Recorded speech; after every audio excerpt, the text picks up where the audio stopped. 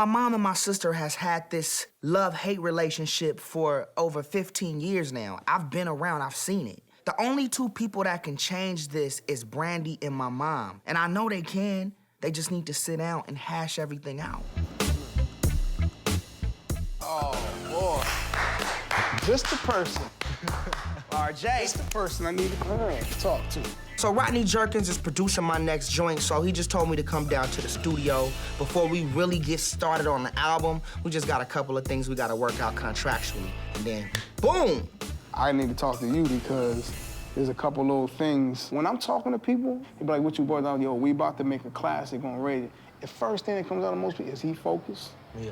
Is he? Because, you know, Ray, he wilding out. You got a name out here hard, son, that you wild out. Like, it's hard. I know, and I want to get away from that. We going to bat for you, 200%, and we expect it back. And you come to the studio, and you give me a focused 8 hours in the studio. But when you leave the studio, it's back to wilding out. Yeah. It's back to going to the clubs to 4 o'clock in the morning. It's back to doing all that. Yeah. I don't want that.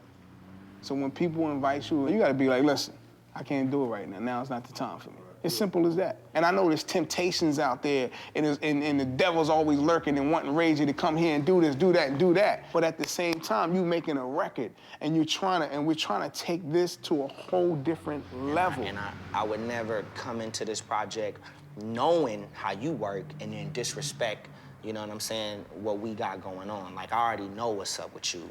Besides just the spiritual aspect of it, just the professional aspect of it, like, I'm on it. Like, you don't have to worry about that. It's 100%. You know what I mean? All right, they focus. I'm super focused. All right. Beyond. You know what? Rodney Jerkins is real serious, and I can see that. And he's laying out a whole new game plan for us, and I'm gonna respect that, and I'm gonna follow his lead. All right, good. I'm glad, though. That's a good meeting, man. Good stuff. It's a great meeting. Good stuff.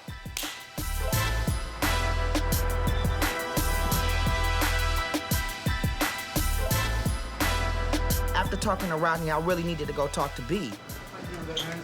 All right, how you doing? Hey, Ray. All right, what's up, B? She was upset with my mom, and not only was she upset with moms, she was upset with me. And so I really gotta get to the bottom of it and see what this is really about.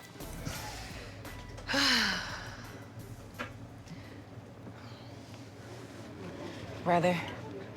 What's up? You doing good? Because last night you was real emotional and you was taking shots at me. What do you I mean? Like, what was I saying as far as taking shots with you? You was just saying that I don't get, reprimanded and it's all your fault and you did it and why am I getting, the backlash of it? I said that it was all your fault? I think you were insinuating it to be like, yo, Ray, y'all the ones messed up. Why am me and Pops the ones that's in the argument? You know what I'm talking about as far as favoritism. You don't get the lash out the way I do. You don't get the negative attitude at times the way I do. For Mom to kind of like be mad at me and Dad and not ever have any type of anger towards you and then give the impression that she's about to bounce on the family business, that affects me. I'm not mad at Ray about how my mom flies off the handle. Like, it's not his fault. But I do need him to understand that he is involved in this. He can't just ignore what happened. And my thing is, I'm just saying, I'm tired of you saying it's about favoritism when at the end of the day, if that was the case, then all the favoritism would be on you, not me. Why? Why not? I was the one in Carson. You was the one with Mom out on the road doing it. I was only 12 years old getting into trouble. I didn't see my mom at the time. Brandy was with my mom. So I don't understand what is she talking about when she say it's about favoritism. That don't make no sense to me. That was a big step in my life to have to go on tour, to have to be an adult so quick at 15 years old. I needed her to be there with me to make sure I was straight. Mom didn't leave you in Carson alone. Like, you had Pops there with you. I'm talking about affection. I'm talking about communication. That's what I mean in terms of favoritism. I hear what you're saying, B. I do have a different dynamic with Mom. I think I understand Mom a little bit more than a lot of other people. I'm not saying I'm the golden child. Pretty much. Nah. All you need is a hat, the little... I'm not saying that. My mom and my sister has had this love-hate relationship for over 15 years now. I've been around, I've seen it. The only two people that can change this is Brandy and my mom. And I know they can. They just need to sit down and hash everything out. Look, this is what you should do. Just go to Mom's and, you know, just tell her, like, you know, let's try to understand each other.